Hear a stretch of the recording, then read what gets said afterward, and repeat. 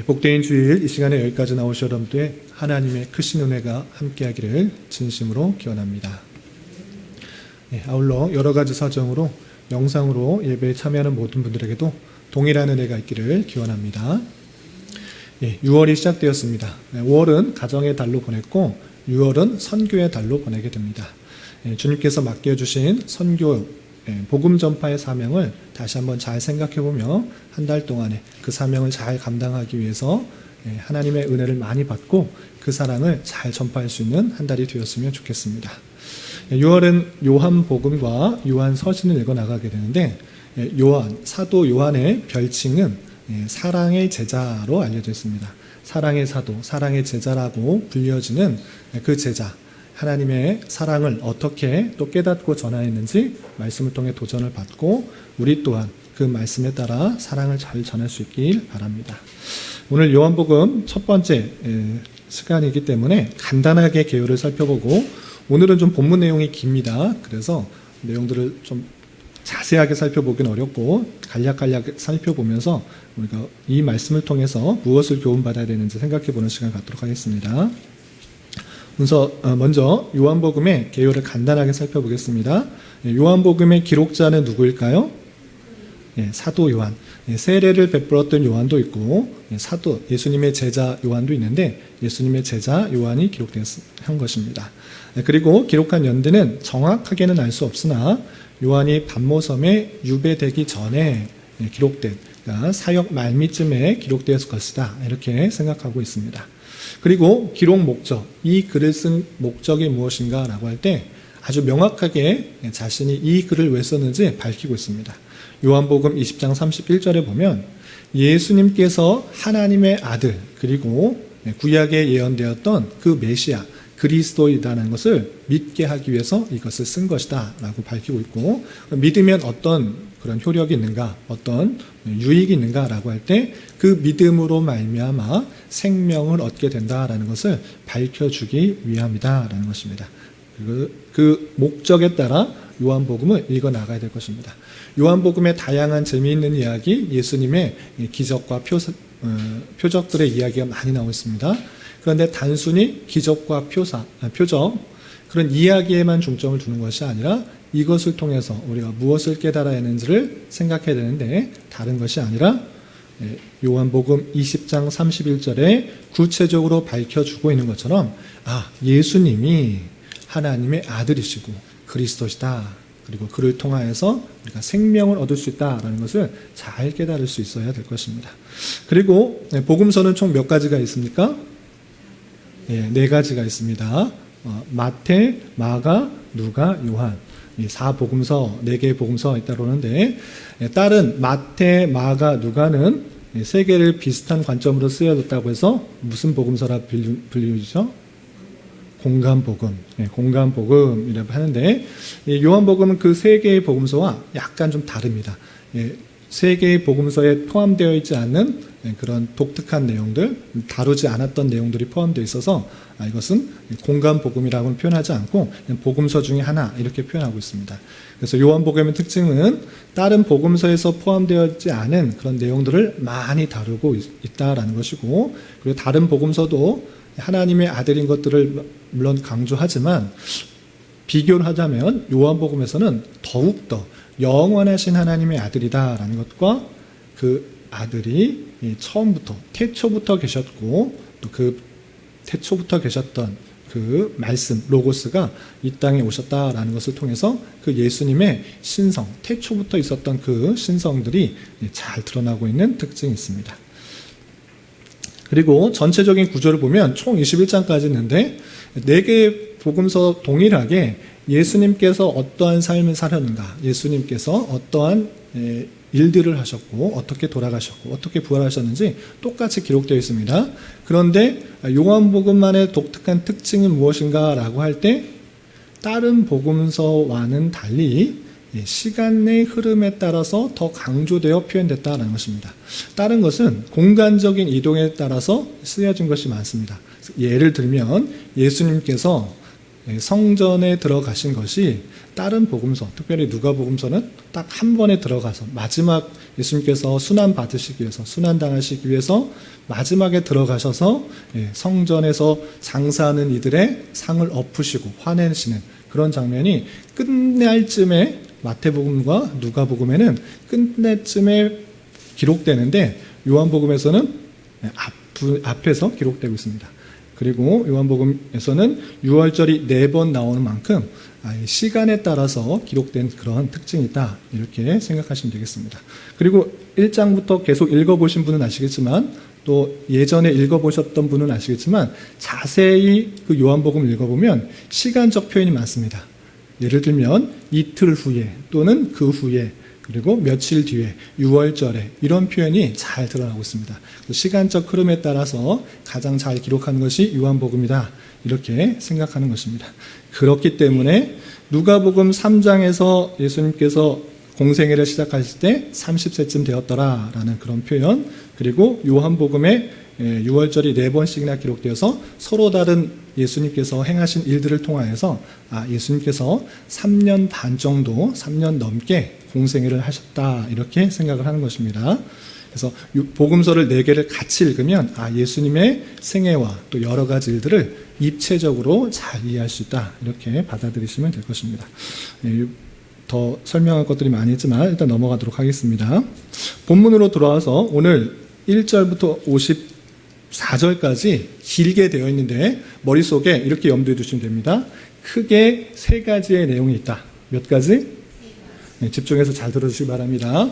3가지의 내용인데, 첫 번째 이야기는 무엇인가? 예수님께서 사마리아 여인에게 전도하는 내용, 아시겠죠? 그리고 두 번째는 무엇인가? 사마리아 여인을 통해서 소식을 들은 사마리아인들이 복음을 전하게 되는 내용. 그리고 마지막 하나는 왕의 신하의 아들의 병을 고쳐줌으로 말미암아 왕의 신하의 그 가족, 온 집안이 다 예수님을 믿게 되는 내용, 이 3가지가 있는 것입니다.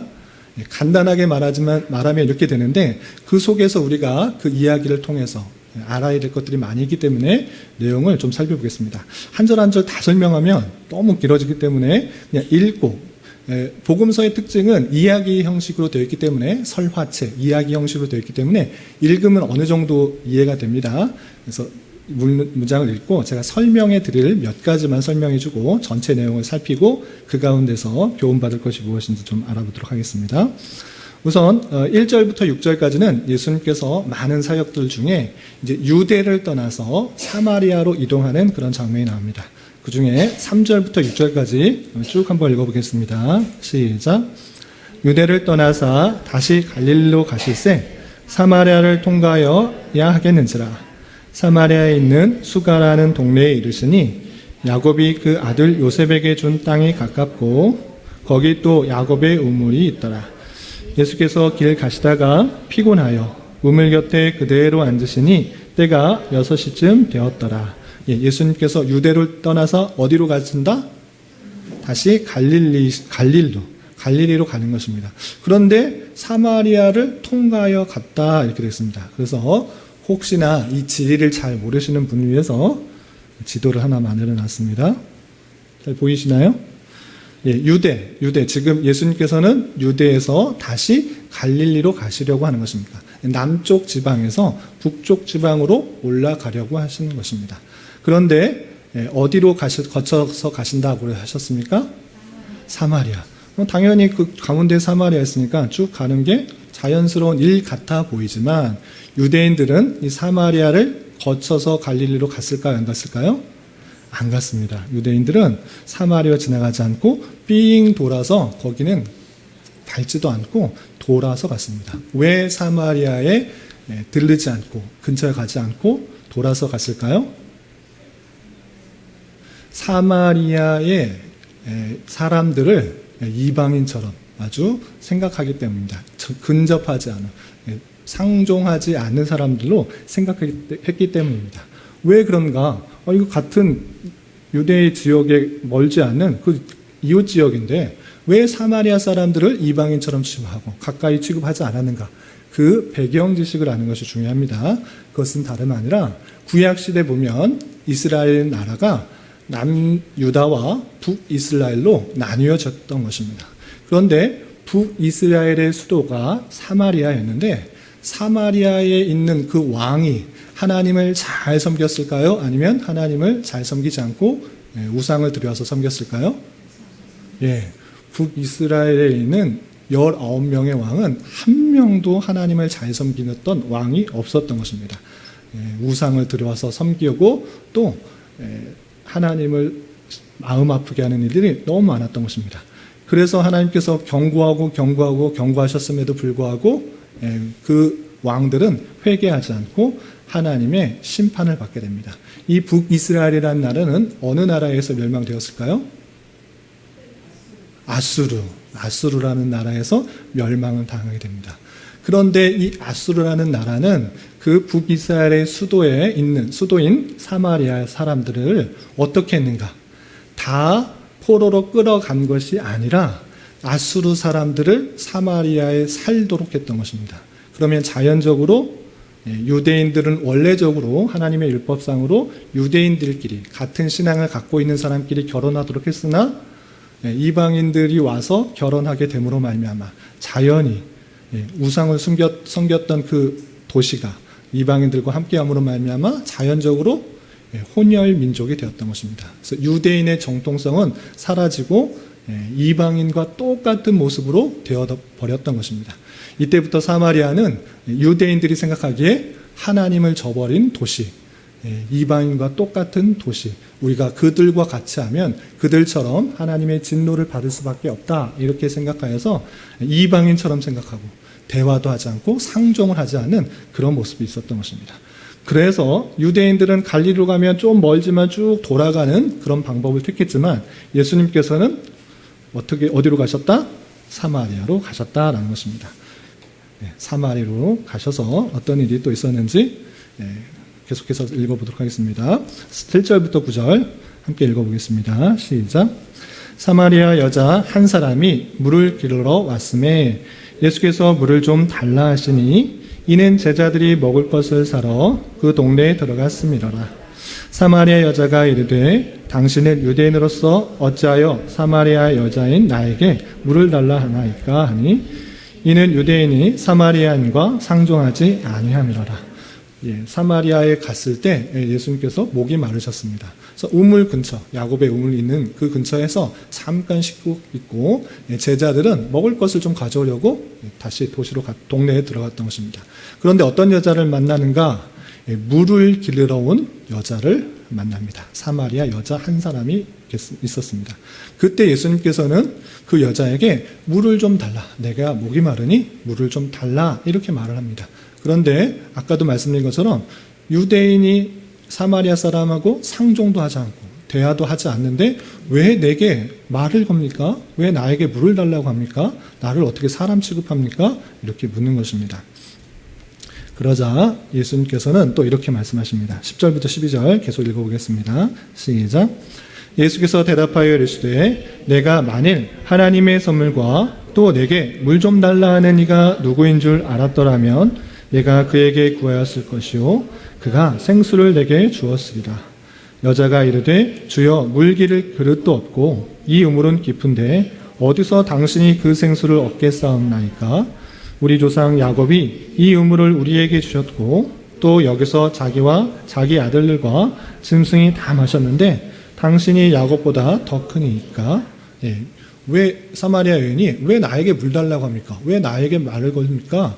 어떻게 나를 상종합니까? 이렇게 하자 예수님께서 나가 누구인 줄 알았더라면 너가 나에게 생수를 구하였을 것이다. 오히려 너가 나에게 생수를 달라 이렇게 말할 것이다 이렇게 말합니다. 여자가 갑자기 무슨 얘기를 하는지 어안이 벙벙합니다. 당신이 와서 나를 물 달라고 하더니 나에게 구했다고 하면 생수를 너에게 줬을 것이다 라고 말하더니 이게 무슨 말입니까? 당신이 누군데 또 생수를 어디서 구할 수 있습니까? 이렇게 말하는 것입니다. 그러자 예수님께서 자신이 주고자 하는 그 생수, 그 물의 뜻이 무엇인지 계속해서 이렇게 알려주고 계십니다. 13절 14절 계속해서 읽겠습니다. 시작. 예수께서 대답하여 이르시되 이 물을 마시는 자마다 다시 목마르려니와 내가 주는 물을 마시는 자는 영원히 목마르지 아니하리니 내가 주는 물은 그 속에서 영생하도록 솟아나는 샘물이 되리라. 네가 주는 물, 이 물은 언제나 먹으면 또 시간이 지나면 자연적으로 목마르게 되어 있다. 그러나 내가 주는 물을 마시게 되면 영원히 목마르지 않는다. 이 눈에 보이는 물은 계속 먹어도, 이 우물에서 나는 물은 먹으면 계속 목마르지만 나는 목마르지 아니하는 그 물을 줄 것이다. 그 속에서 영생하도록 나는 샘물이 되는 것이다 라고 알려주고 있습니다. 그러자 여인은 그 말에 솔깃했습니다. 나는 맨날 사람들의 눈을 피해서 12시, 아까 읽지 못했는데 6시라고 되어 있는데 6시는 낮 12시인 것입니다. 사람들은 일반적으로 낮을 피해서 아침이나 저녁 때 물을 길러 오는데 사람의 눈을 피하여서 어떤 그런 물을 길러 왔던 그런 여자인 것입니다. 그 이야기 듣자 난 사람 눈을 피해서 여기 물 길러 오는 거 힘들었는데 이제 물을 달라 이렇게 그 물을 달라 이렇게 말을 하는 것입니다. 15절부터 18절까지 계속해서 읽어보겠습니다. 시작. 여자가 이르되 주여 그런 물을 내게 주사 목마르지도 않고 또 여기 물 기르러 오지도 않게 하옵소서. 이르시되 가서 내 남편을 불러오라. 여자가 대답하여 이르되 나는 남편이 없나이다. 예수께서 이르시되 내가 남편이 없다 하는 말이 옳도다. 너에게 남편이 5이 있었고 지금 있는 자도 내 남편이 아니니 내 말이 참되도다. 여자는 단순히 육체의 목을 마르지 않게 하는 물로 생각했던 것입니다. 그래서 물 길러 오지 않게 나 그 물 달라. 영원히 목마르지 않는 그 물 달라 이렇게 말합니다.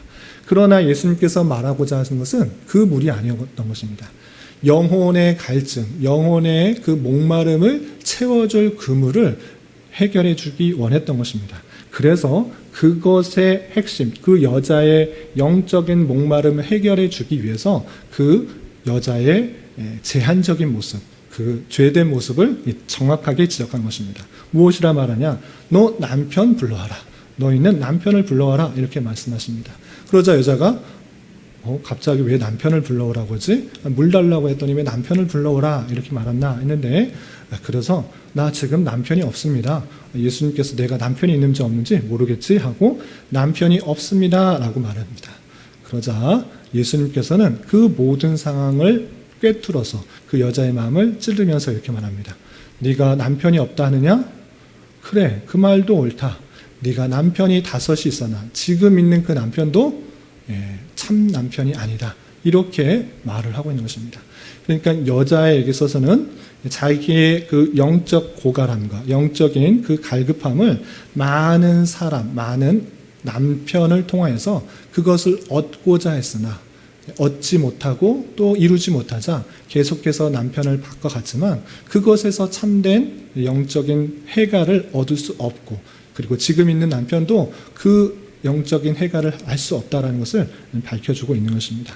이 이야기를 하자 말하지도 않았던 그 5명의 남편이 있었다는 사실을 알자 이 여자는 사마리아 여인은 이 앞에 있는 남자가 보통 사람이 아니다라는 것들을 알고 자기가 궁금했던 그런 영적인 그런 지식들에 대해서 묻게 되는 것입니다. 그런 내용이 19절부터 26절까지 있는데 어떤 내용을 또 묻고 예수님께서 답하셨는지 쭉 한번 읽어보겠습니다. 19절부터 26절까지 함께 봉독합니다. 시작. 여자가 이르되 주여 내가 보니 선지자로소이다. 우리 조상들은 이 산에서 예배하였는데 당신의 말은 예배할 곳이 예루살렘에 있다 하더이다. 예수께서 이르시되 여자여 내 말을 믿으라. 이 산에서도 말고 예루살렘에서도 말고 너희가 아버지께 예배할 때가 이르리라. 너희는 알지 못하는 것을 예배하고 우리는 아는 것을 예배하노니 이는 구원이 영남이라.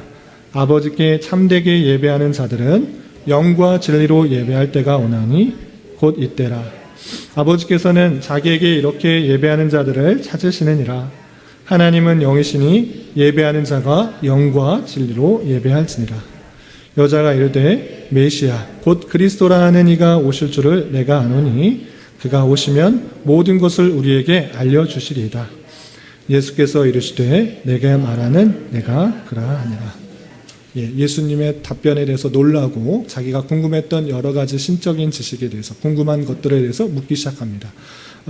조상들은 이쪽에서 예배 드려야 된다. 어떤 사람은 이렇게 예배 드려야 된다. 라고 말할 때 어디에서 예배 드려야 됩니까? 라고 할 때 장소가 중요한 것이 아니라 영과 진리로 성령으로 예배 드리는 것이 참된 진리로 예배 드리는 것이 중요하다라고 답변을 하자 여자는 압니다. 그런데 메시아 곧 그리스도, 메시아와 그리스도 같은 말입니다. 그리스도가 오실 줄을 아는데 그가 오셔야지 그 모든 것들을 정확하게 알려줄 수 있는 것 아닙니까? 라고 묻게 됩니다. 말하게 됩니다. 그러자 그가 나다. 구약에 예언됐던 그 메시아, 헬라어로 그리스도, 그가 나다. 이렇게 자신에 대해서 답변 알려주는 그 내용이 나오게 됩니다. 그러자 그 사마리아 여인은 드디어 메시아, 그리스도를 만났다라는 참된 기쁨을 가지고 그 우물에서 떠나서 자기의 동네로 들어가서 많은 사람들에게 그리스도를 전파하는 내용이 나옵니다. 28절부터 30절 계속해서 읽어보겠습니다. 시작. 여자가 물동이를 버려두고 동네로 들어가서 사람들에게 이르되 내가 행한 모든 일을 내게 말한 사람을 와서 보라. 이는 그리스도가 아니냐 하니 그들이 동네에서 나와 예수께로 오더라.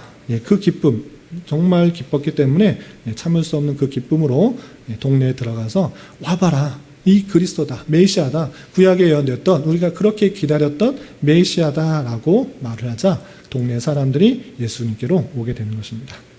그리고 그때 제자들이 돌아와서 예수님께 먹을 양식들을 주는데 내 양식, 내가 참으로 배불러 하는 것, 내가 기뻐하는 그 양식이 무엇인지 31절부터 38절까지 길게 말을 하게 됩니다. 우리 먼저 31절부터 34절까지 함께 봉독합니다. 시작.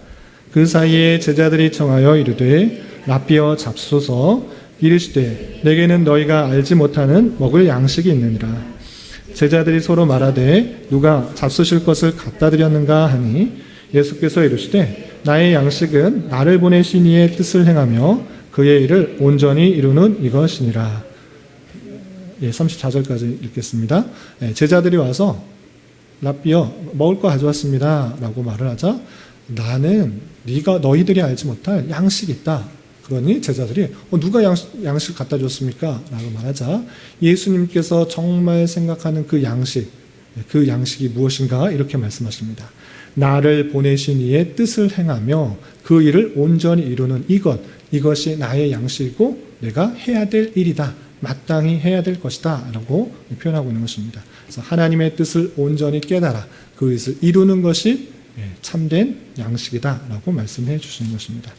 그러므로 말미암아 그 뜻이 어떻게 이루어지는지 계속해서 이렇게 설명하고 계십니다. 35절부터 38절 같이 한번 읽어보도록 하겠습니다. 시작. 너희는 넉 달이 지나야 추수할 때가 이르겠다 하지 아니하느냐? 그러나 나는 너희에게 이르노니 너희 눈을 들어 밭을 보라. 희어져 추수하게 되었도다.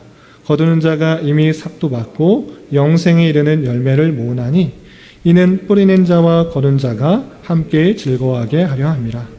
그런즉 한 사람이 심고 다른 사람이 거둔다 하는 말이 옳도다. 내가 너희로 노력하지 아니한 것을 거두러 보내었노니 다른 사람들은 노력하였고 너희는 그들이 노력한 것에 참여하였느니라. 말이 복잡하게 되는데 간단하게 설명하겠습니다. 내 참된 양식이 무엇인가? 하나님의 뜻대로 행하는 것이다 라고 말씀하셨는데 그렇기 때문에 나는 하나님의 택하신 백성들에게 복음을 전파하고 내가 누구인지를 알려주는 그 사역을 하는 것이다. 그러면 너희들은 뿌리지 않은 그 일들, 거두는 일, 그 일들을 감당하게 될 것이다. 이렇게 알려주신 것입니다. 그리고 나서 사마리아 사람들이 예수님과 이틀을 거면서 예수님을 믿게 된 내용이 39절부터 42절까지 되어 있는데 40절부터 42절 함께 같이 읽어보겠습니다. 시작.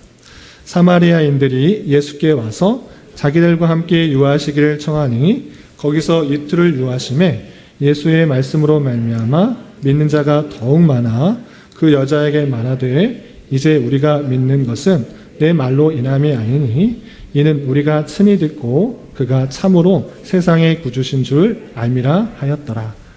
예수님과 같이 있는 것조차, 사마리아인과 유대인들이 같이 있는 것조차 쉽지 않은 일인데 그들에게 하나님의 뜻과 자신을 알리시기 위해서 이틀 동안 함께 있었던 것입니다. 그리고 많은 것들을 통해서 알려주심으로 말미암아 그 사마리아 사람들이 이제 예수님을 그리스도로 믿게 된 것입니다.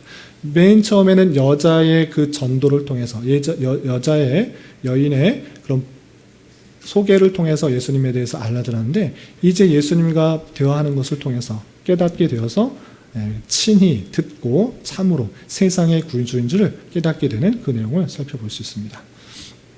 시간이 많이 지났는데 우리 좀 집중해서 마지막 이야기 끝으로 한번 살펴보겠습니다.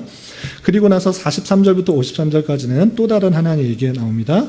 왕의 신하 그 아들이 또 병에 걸려서 다시 낫는 내용이 나오는데 그 내용을 좀 살펴보겠습니다. 43절부터 45절 계속해서 공독하겠습니다. 시작.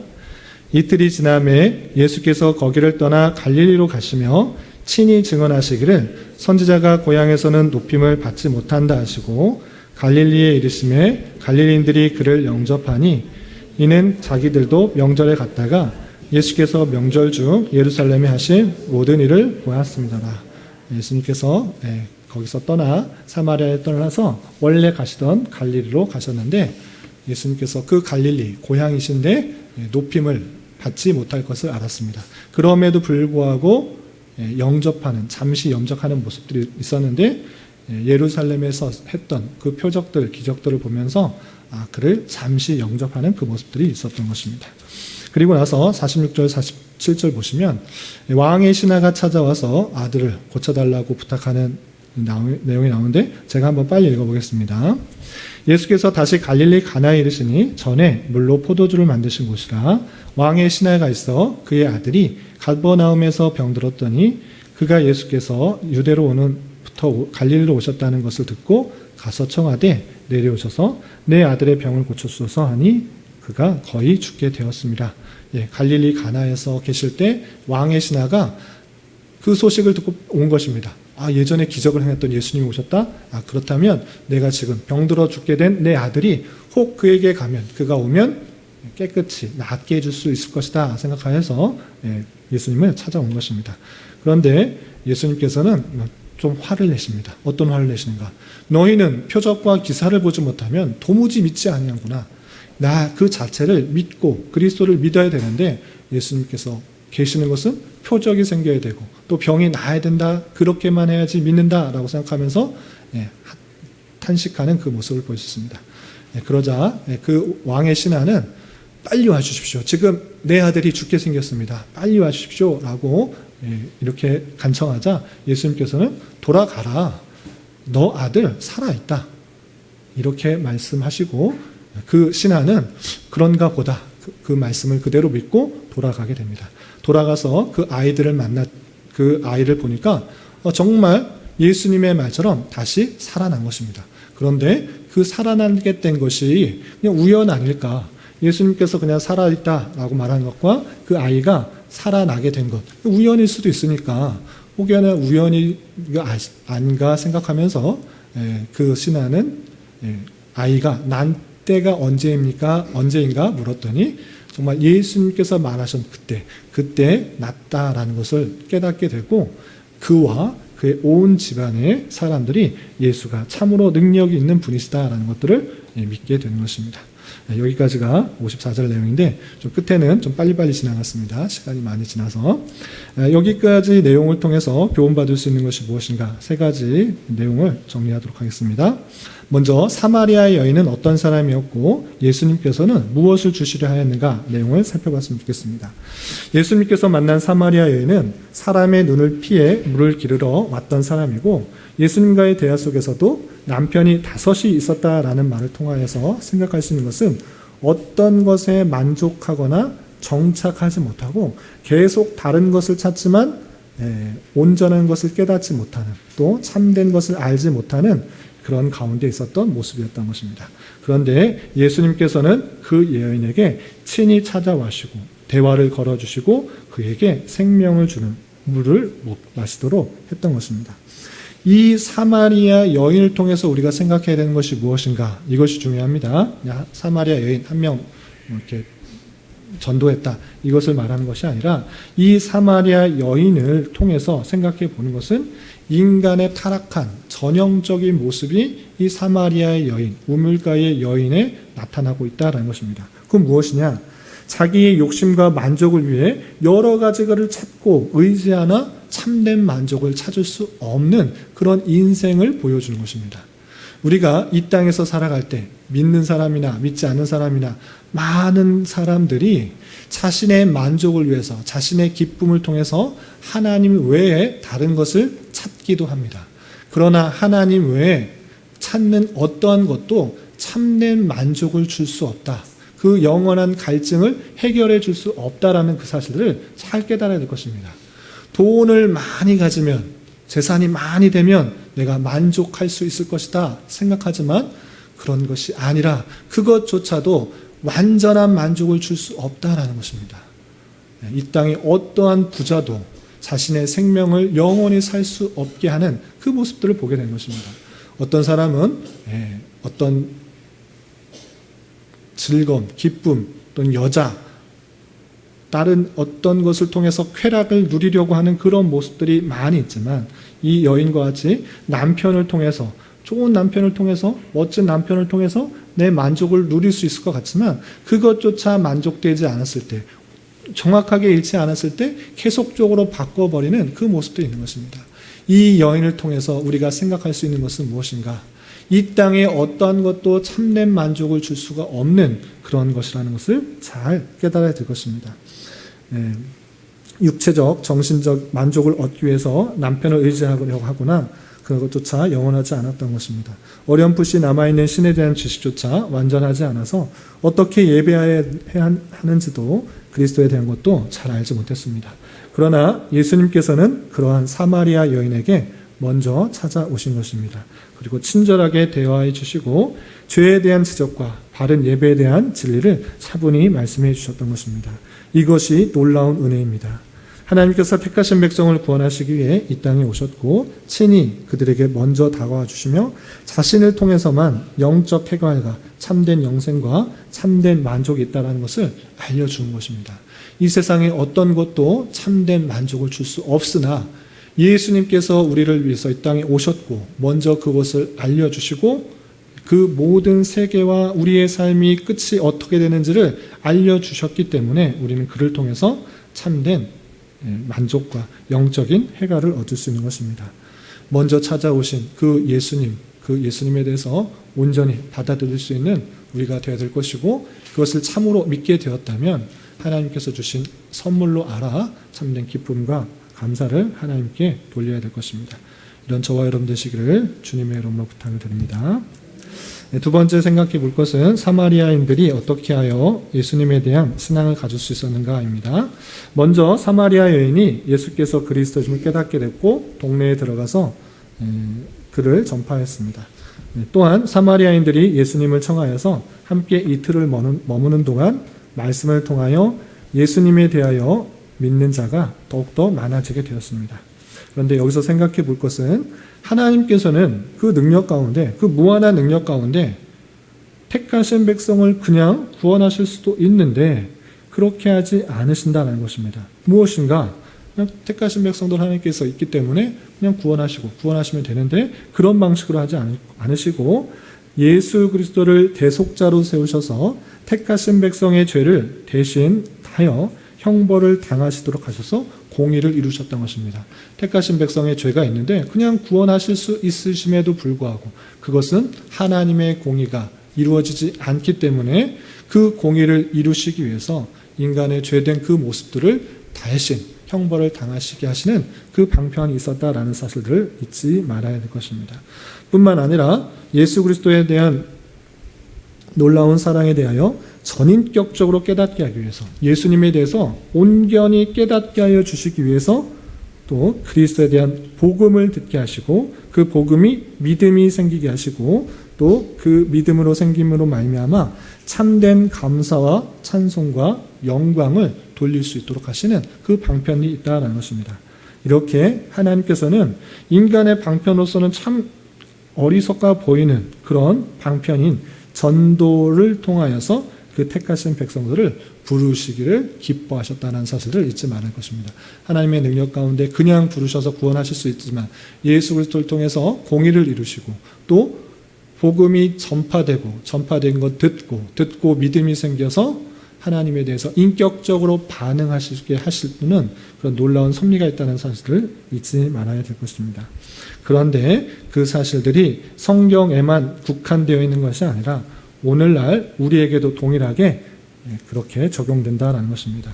여러분들이 이 자리에 있는 것, 내 발로, 내 생각으로, 내 판단으로 걸어왔다 이것이 아니라 하나님의 놀라운 섭리 가운데 복음이 전파되게 하시고 전파된 그 복음이 들려지게 하시고 들려진 복음이 믿음으로 그리고 그 믿어진 것으로 인하여서 이 자리에 오게 되었다는 사실로 인하여서 하나님께 감사해야 될 것이고 또한 그 일들을 하나님께서는 우리를 통해 계속적으로 이루시기 원하신다는 그 사실들 그것을 잊지 말고 내 자신이 내가 받은 그 사랑들 내가 받은 그 은혜들을 우리 이웃에게 말과 행동으로 잘 전할 수 있어야 될 것입니다. 그것이 하나님께서 원하시는 복음 전파의 방편이요 수단인 줄 알아 내가 하나님의 귀한 도구로 선한 도구로 쓰임받기를 기뻐하며 하나님께 나아갈 수 있는 저와 여러분 되시기를 주님의 이름으로 부탁을 드립니다. 마지막 한 가지 더 생각할 것은 왕의 신하와 그 온 집이 예수님을 믿게 된 이유가 무엇인가 생각해 봤으면 좋겠습니다. 왕의 신하가 예수님께 와서 빨리 오십시오. 애 아들이 죽게 되었는데 빨리 와주십시오. 죽기 전에 빨리 오셔서 고쳐주십시오 라고 했습니다. 그런데 예수님께서는 그냥 나았다. 너 돌아가라. 그 아들 살아있다. 그냥 돌아가면 될 것이다. 내가 꼭 가까이 있어야지만 고치는 거 아니고 내 능력이면 그냥 고쳐진다. 그러니까 의심하지 말고 나 돌아가라. 이렇게 말하자 그 하인은 왕의 신하는 그 말을 믿고 돌아가서 실제 보니까 예수님의 말대로 그때 아이가 낫기 시작하여서 온전히 회복된 것을 통해서 자신뿐만 아니라 그 온 집안이 함께 믿게 되었습니다. 그런데 이 집안의 믿음, 이 왕의 신하의 믿음은 기적을 보고 표적을 보고 믿게 된 것입니다. 그런데 그 표적을 보고 믿는 것에 대해서 예수님께서 무엇이라 말씀하셨는가를 잘 생각해 봐야 될 것입니다. 무엇이라 말씀하셨는가라고 할 때 너희는 표적과 기사를 보지 못하면 도무지 믿지 아니하리라 라고 탄식하면서 말씀하신 것입니다. 보여야만 어떤 것이 기적이 일어나면 표적이 일어나면 믿는구나 라고 하면서 안타까워하면서 하신 말씀인 것입니다. 오늘날도 똑같이 내게 신기한 일이 일어나야지 병이 고쳐져야지 또는 신비한 일들이 툭툭 튀어나와야지 죽는 사람이 살아나야지 내가 믿겠습니다. 내가 기도한 것들이 이루어져야지만 믿겠습니다 라고 하는 경우가 종종 있으나 그대로 되지 않을지라도 믿는 자세가 훨씬 더 복되다라는 사실을 잊지 말아야 할 것입니다. 인간의 연약함 때문에 부족함 때문에 어떤 것이 보여야지만 믿게 된다라는 그것을 붙들고 내게도 보여주십시오. 내게도 기적을, 내게도 표적을, 내게도 신기한 일들이 나타나 주시면 믿겠습니다 라고 하게 될 때 우리는 쉽게 자칫 미혹에 빠질 수 있다라는 사실을 잊지 말아야 될 것입니다. 예수님께서 부활하신 것도 말을 믿지 못하고 내가 보아야지만 믿겠다라고 했던 도마에게도 예수님께서는 나를 보지 않고 믿는 것이 훨씬 복되다라고 말씀 그 자체가 믿어지게 되는 것이 참으로 복이다 이렇게 말씀하셨던 사실을 잊지 말아야 될 것입니다. 예수님께서는 이 땅에 오셔서 이미 수많은 증거로 자신이 구약에 예언되었던 메시아 되심을 보이셨던 것입니다. 성경에 기록되지 못할 정도로 공간복음뿐만 아니라 사복음서에 그리고 기록되지 않은 것도 훨씬 더 많은데 기록된 것만 가지고도 우리는 예수님께서 누구신지를 확실히 깨달아지는 그런 믿음이 있어야 될 것입니다.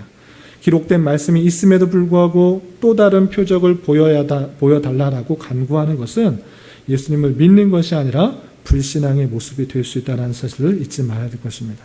그리고 다양한 미혹에 빠질 위험이 있음을 분명히 인식하여서 우리는 이미 주신 성경 말씀을 통해서 예수님을 잘 깨닫고 그것에 올바른 지식 가운데 바른 신앙으로 자라가야 될 것입니다. 그러나 우리에게는 보여주시는 확실한 표적이 되는 그런 말씀이 있습니다. 그건 무엇이냐?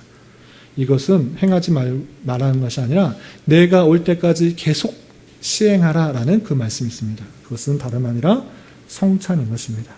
주님께서 십자가에 달려 돌아가시기 전에 내가 정말 너희를 사랑하여서 십자가에 달렸다, 피를 흘렸다, 살이 찢겼다, 너희를 위해 죽은 것이다. 이것을 잊지 말고 내가 올 때까지 계속해서 기념하여서 생각하도록 하신 그 말씀들이 있는 것입니다. 우리는 성찬을 통해서 그 예수 그리스도를 사랑을 잘 깨닫고 그것에 감사하며 또 우리가 받은 그 사랑을 잘 전할 수 있는 자가 되어야 될 것입니다. 이어지는 성찬을 통해서 예수 그리스도의 풍성한 사랑을 확인하고 감사할 수 있는 그런 시간이 될 수 있기를 주님의 이름으로 부탁을 드립니다. 기도하겠습니다. 하나님 아버지 감사합니다. 오늘 말씀을 통하여 사마리아 여인과 또 사마리아인들에게 예수께서 그리스도 되심을 증거하시며 택한 자를 부르시는 말씀을 살펴보았습니다. 이런 말씀을 대하는 자로서 우리가 아직 죄인 되었을 때 먼저 저희에게 찾아와 주시고 말씀을 듣게 하여 주시며 믿음이 생기게 된 것에 대하여 참으로 감사 찬송할 수 있는 자 되게 하여 주시고 우리가 받은 사랑을 우리 주변 사람들에게 말과 행동으로 전하는 사명을 잘 감당하게 하여 주시며 다양한 표적과 기사에 마음 빼앗기지 않고 이미 주신 하나님의 말씀에 대할 때 온전히 믿어지는 은혜가 있게 하여 주시옵소서. 이제 예비하신 성찬으로 나아갑니다. 주님께서 우리에게 보이신 그 놀라운 사랑과 은혜를 풍성히 깨닫는 시간 되게 하여 주시옵소서. 예수님의 이름으로 기도 올리옵나이다. 아멘.